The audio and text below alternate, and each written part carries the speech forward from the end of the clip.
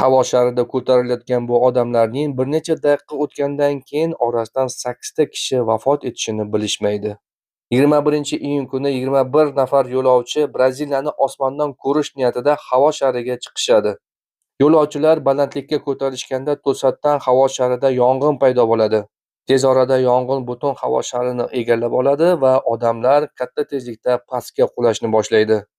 Havo sharining yerga qulashi natijasida 8 kishi joyida halok bo'ladi va 13 kishi jarohat oladi.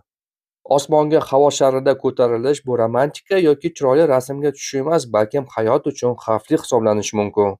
Mening maslahatim, birovlarni hayron qoldirish maqsadida havo sharida osmonga ko'tarilmang. Ha, bu go'zal, lekin go'zallik hayotdan qimmat emas. Agar uchishga qaror qilgan bo'lsangiz, faqatgina litsenziyasi bor va ishonchli kompaniyalarni tanlashni unutmang. O'zingizni asrang, biz bilan siz yanada xavfsiz bo'lasiz.